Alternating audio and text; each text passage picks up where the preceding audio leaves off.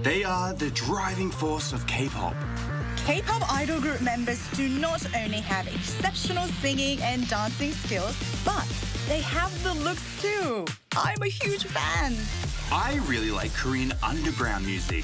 These days, talented K-indie bands are recognized overseas as well. Oh, and Korea also has a lot of music festivals. You can meet musicians of all genres at these events. Exhibitions happen in Korea all year round. I also enjoy going to the theatre. There's no shortage of musicals, plays, and performances to choose from. So keep an eye on the theatre scene. Then there is K-design, blending traditional and modern elements. K-fashion, leading trends. K-beauty, which takes beauty to the next level. K-content, receiving praise the world over. Watch it, experience it, and enjoy it.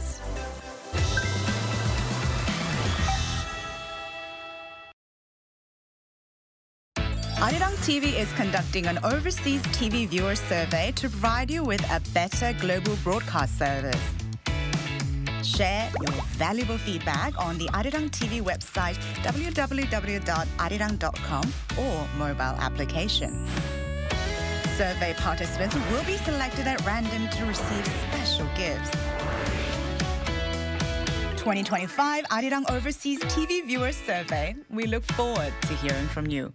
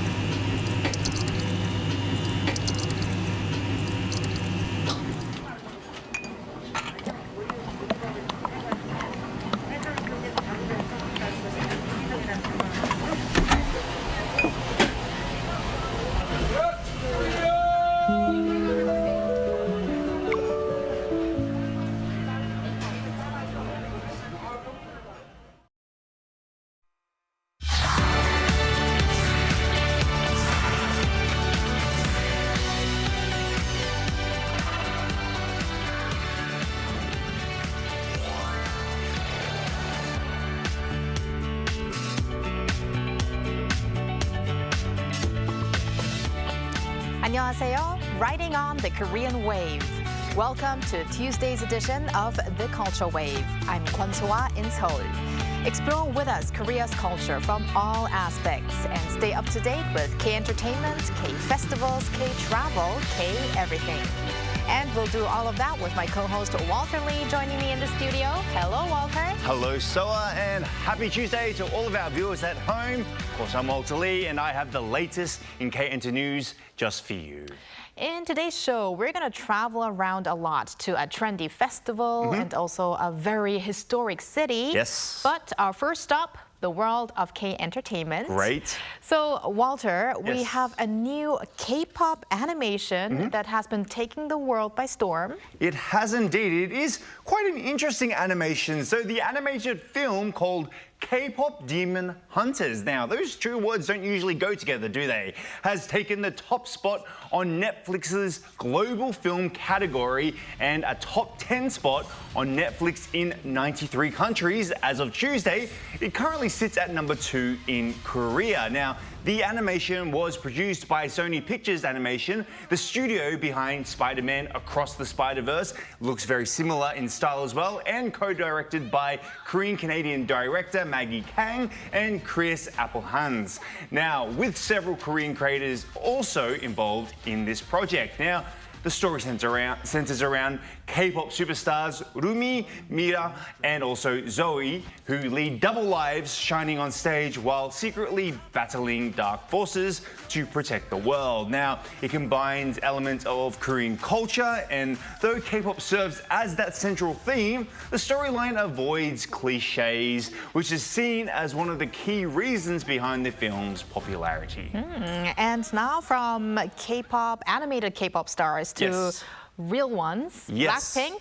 Yes, indeed. Got some great news for Blackpink fans out there. Blackpink is set to premiere their new song during their upcoming world tour called Deadline, which kicks off only weeks from now on July 5th and 6th at the Gyeongju Sports Complex main stadium. Now, on Monday, YG Entertainment said, "We decided to unveil it first at the Gyeongju concert during the Deadline tour, which marks a meaningful new beginning with our fans." Now, aside from The Girls, the soundtrack from the mobile game Blackpink The Game, this will be the group's first official release in approximately 2 years and 8 months, following their second studio album, Born Pink, in 2022. The members also recently filmed the music video for the new track in Korea. Now, after the Gyeongju concerts, Blackpink will embark on a global tour throughout July, performing 31 shows in 16 cities. The countdown is on. Yes. And let's finish off with a boy band. Yes, indeed. So NCT Dream is making a return next month with a brand new full-length album and obviously a world tour. SM Entertainment announced that the group will release its 5th studio album called Go Back to the Future on July 14th. The album follows members on a journey through time past, present and future as they search for their most radiant and true selves. Before the album drops though, NCT Dream will launch their 4th tour, The Dream Show 4, Dream the Future, with a 3-night run in Seoul from July 10th to 12th. The tour will then travel to 7 cities, including Bangkok, Hong Kong, Jakarta, and also Singapore. Exciting stuff there. Thank you very much, Walter, for those updates. No worries. And now let's turn to our AI anchor, Ari, for more culture-related news. Ari, take it away. Hello and welcome to your AI guide to the latest cultural updates from Korea. Here's our top story.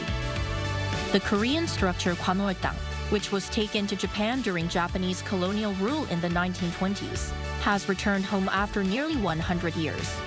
Research suggests that Kwanwoltang was originally used as a shrine, associated with the Joseon royal family during the 18th and 19th centuries.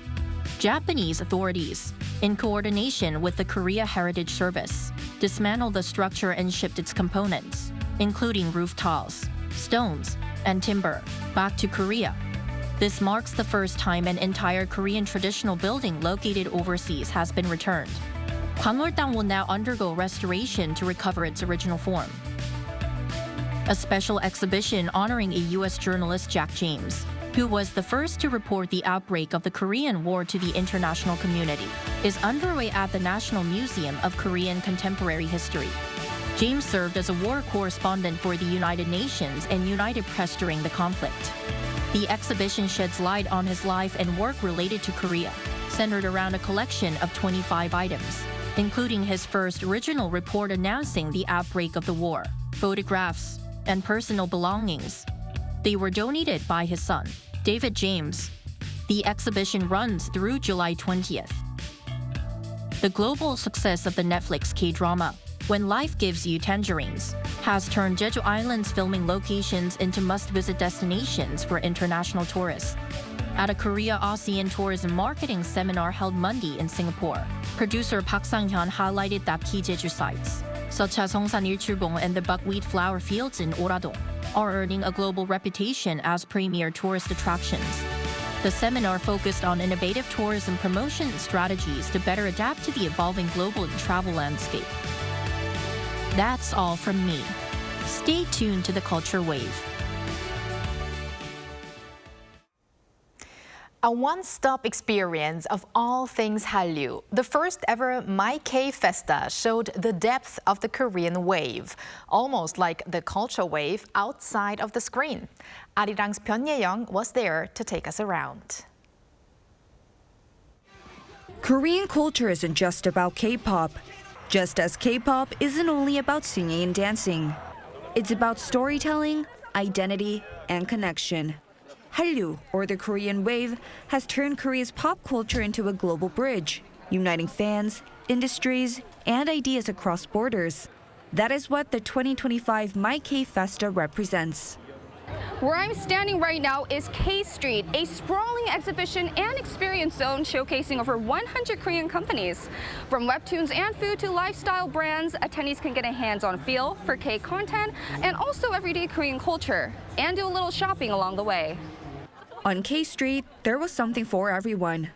I think what I like the most is very diverse. I can see K-beauty booth, I can see K-fashion, K-pop, K-food. They also have like color analysis, so I really like going around and like seeing everything that Korea has to offer. Well, first I went to see the newbie fan sign, and then I just attended with my friends so I could see all the different booths and kind of see what the sellers are offering. At the food zone, visitors tried food from popular brands that were carefully selected to reflect Korean food trends and appeal to foreigners as well. K street food, like all the food trucks, it was so good. Like especially the tteokbokki. Like I love Korean food, so tteokbokki stood out like the most for me. An export consultation event also took place, connecting Korean companies with foreign buyers, a move to open tangible new markets and build global networks.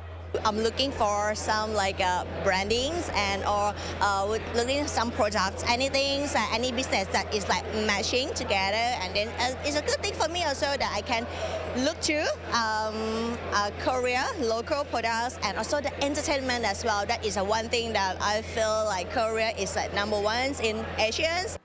The first day also included a panel session to discuss music networking in Asia and signed off with a K-pop concert headlined by K-pop group aespa. The Korean wave is having a strong impact on the world, but we shouldn't stop here. We felt the need to find ways to connect it with other industries, like tourism and resource diplomacy. If we can grow together with our industries, I believe MyK could become a key asset for Korea's future.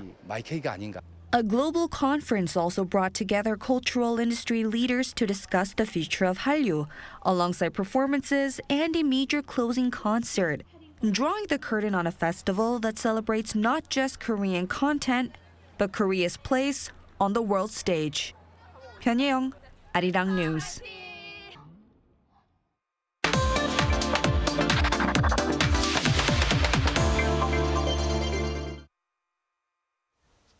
Gyeongju, the host city of APEC 2025, situated in the southeast of South Korea, is often dubbed a museum without walls. Also, as the capital city of the Silla dynasty 1,000 years ago, Gyeongju was a cosmopolitan city that had flourishing trade and cultural exchanges with other countries. Now today, we invite a person who visits the historic city every year for a special occasion. To hear more, let me introduce Tony Robinson, Associate Professor and Chair of the Department of Political Science at the University of Colorado, Denver, who's joining us today in the studio. Hello, Professor Robinson. Hello. Hello. Thank you. Thank you for joining us on the program. So let's first off start off with your recent visit to Gyeongju, of course, involving that hwarang experience. Tell us more about it, please. So every year, the University of Colorado, Denver, we lead a study abroad trip to South Korea. It lasts about 23 days. But most of that's in Seoul or in Busan. But we always want to be sure that a good chunk of it is in Gyeongju. We spend several days there in Gyeongju and want to have an experience that is different than the big city. So while we're in Gyeongju, we stay at a place called the Bangsadong. It's a villa where Confucian scholars used to live during the Joseon Dynasty. And as part of that experience, yes, we have a hwarang experience where in the morning all our students get up as young Confucian or hwarang warriors. They get up and they have a cultural experience. The local cultural foundation comes and teaches us calligraphy in the morning. The students learn to write their names and do calligraphy. They learn traditional Korean archery and have a contest, shooting bows and arrows or breaking down into different groups, seeing who can beat the teacher. Most of them can. We do a tea ceremony where some local cultural treasures teach us about traditional Korean tea that has been made in traditional ways, and we learn tea etiquette and how to properly drink and think about our tea. And also have some traditional Korean music. Some local like flute players play music and do some singing. And it's just a lovely day for the day to kind of learn as if we were living in not in the middle of big Seoul, but in a more traditional, pastoral, peaceful way. So it's a lovely few days. Sounds like a wonderful experience. Yes, it definitely sounds like a wonderful experience indeed. And now, talking about these students, are they actually your students? And how have they enjoyed, obviously, the 23 days and over the past 23 days? And how do they actually take part? Do they apply, or do you choose them yourself, or what's the process there? Yes, of course, it's a fantastic experience for students. They love it. I've been teaching a long time, and I've known a lot of students, and I know that this trip to Korea is absolutely the highlight of these students' college experience and of their lives even to date, this opportunity to come to another country for that many days. Yes, they apply. So we get dozens of students every year that apply for this trip, and I have to play the role of selecting students that seem ready and have a good reason to come to Korea. So we have all kinds of different reasons. Some students' family heritage go back to Korean, yet they were born in America. They want to come back to Korea. Others have never traveled overseas. There's always 3 or 4 students that have never been out of the country. And then do they enjoy it? Yeah. You know, we start the trip saying, you know, we're about to move into what we could call the center of the universe right now. And what do I mean by that is so much energy has moved to East Asia in the last 20 years. I mean, it really is a center of so much of the world right now. And Seoul and Korea is such a booming center of economic, cultural energy on Earth right now that to come here is a great privilege to feel like we're in the middle of something big and important and memorable. And yeah, students love it. They have a fantastic trip. But did you know 15 years ago that this is going to happen? No. How did you start with this trip, actually? No, nobody knew, right? That Korea was going to happen in the way it happened. Of course, Korea grew very rapidly after the Korean War. It's one of the fastest urbanization, modernization projects in the history of the world, that Korea just boomed so fast in Seoul and in Busan and the big cities. But of course, the last 20 years, the kind of Korean wave, Hallyu, the cultural force of Korea, I think people didn't really predict that or know it was coming. How did I pick it? For 2 reasons. One is I teach urban politics and urban architecture and design. So there are a few great cities that have grown really quickly, that have a lot of interesting architecture, and that have a lot of design innovation. Seoul is one of them. So I've always been interested in things happening in Seoul. And then it helped. My wife is another professor, Dr. Min Sun-ji, who's from Korea and from Seoul. So I had that kind of access and that kind of ability to connect together. And that's what led us to say, why don't we take our students to Seoul and share it with them? And not just Seoul, all of Korea. I see. So that's how it all began. And Professor Robinson, you earlier mentioned those specific experiences like Korean calligraphy, archery, and tea ceremonies. Those are things that your students probably have never tried before. I think many of those things, even Koreans here in Korea, even haven't tried before. But do you have any fun, memorable episodes that you can share while you were in the midst of those activities with your students? Yeah, sure.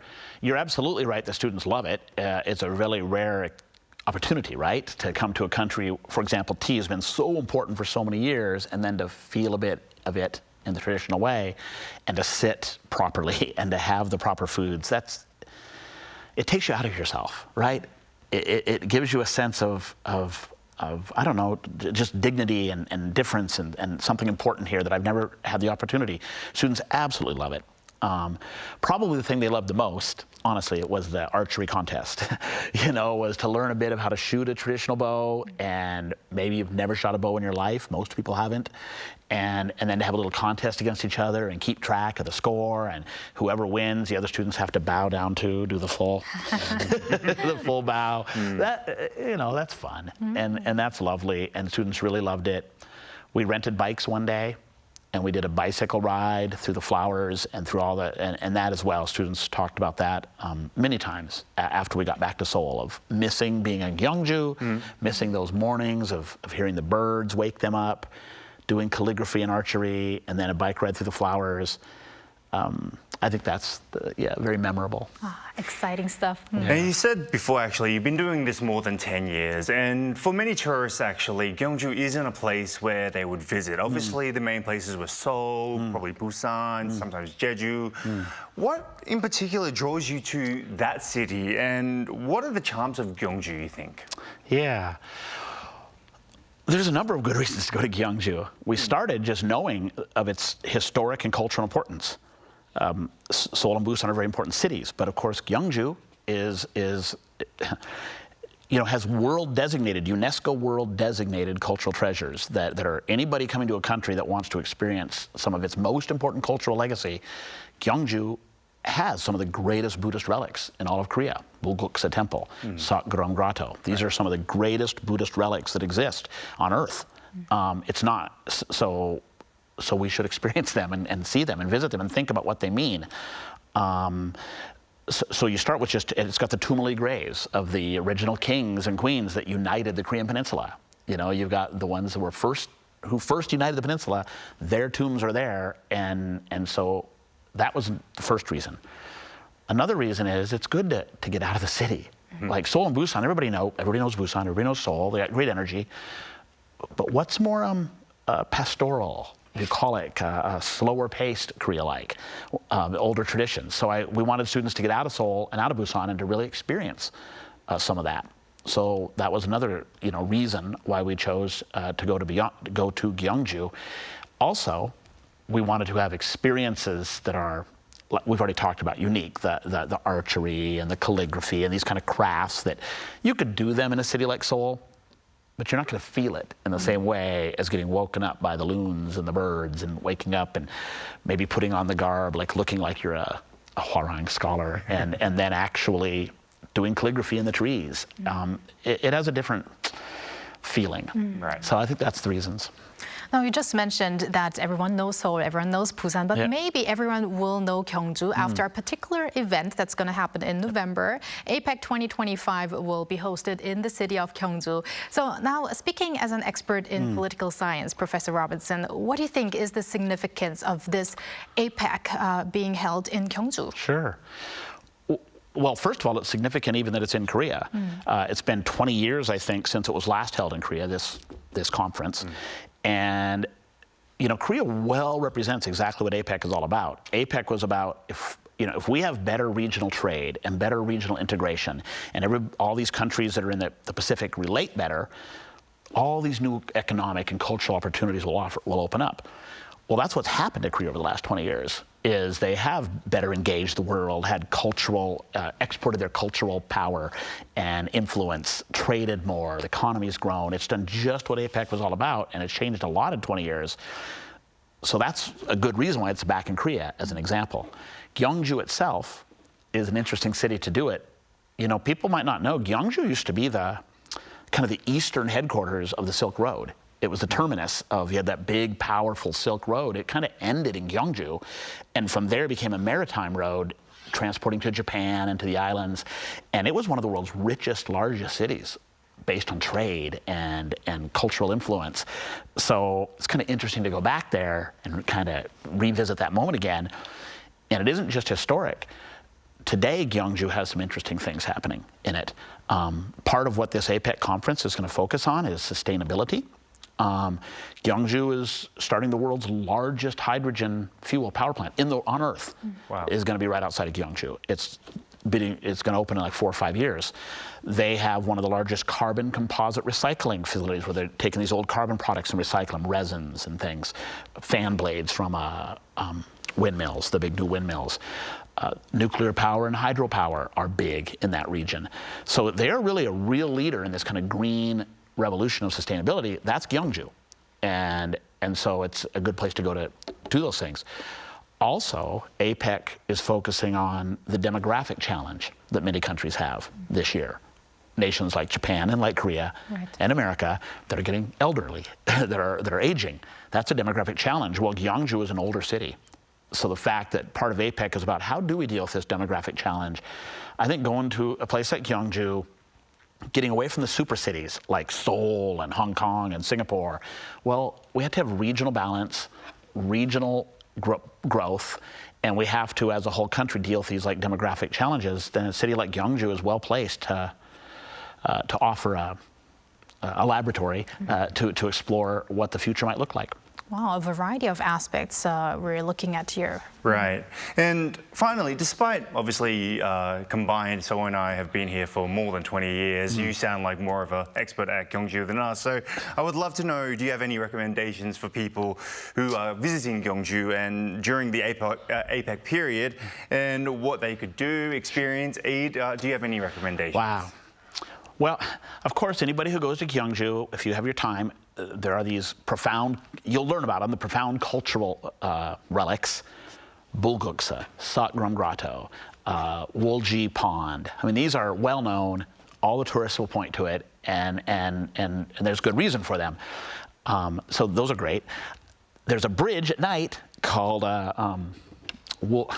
Woljin Bridge. Now I'm forgetting the name of it. You'll find it. It lights up at night, and it's right there near the big park. And oh my gosh, is that glorious at night to see.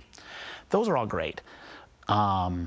But what I would really recommend, anybody that has time, is to get off the beaten path a little bit and think about some other things, like why not rent a bike for a few hours and bicycle along the rivers in Gyeongju and bicycle through the park and stop here and there and go down to the river and just sit for a bit. That's what our students, what I really remember. You could take a trip to this beach that's not too far from there. It's about an hour, but you go through a national park and you end up at a beach with King Munmu. He kind of reunited the Korean peninsula. He's buried there under this tomb. And it's on this kind of remote little beach. You won't see many tourists there at all. It'll feel a little moody. That's an experience that you remember. Like, get to that beach. Namsan Park. There's a mountain called Namsan. Many trails with many old Buddhist relics. Spend a day just hiking the mountain. So I'd recommend not just, with tour groups, go see the big park and go see Satgram Grotto, which will have tons of tourists at it. Take a hike in the woods and get off the beaten path and enjoy those experiences. And I think you'll remember Gyeongju more deeply, and it'll feel more maybe like it used to feel in the olden days. All right. Thank you very much, Professor Robinson, for sharing your experience, your insights, and also those recommendations. And of course, thank you for joining us today in the studio. Thank you, Professor. Thank you very much. Thank you. And thank you, Walter. As always, we're going to see you back here soon. Very soon. Thank you for spending the past half an hour with us on the Culture Wave for your daily dose of K-culture issues.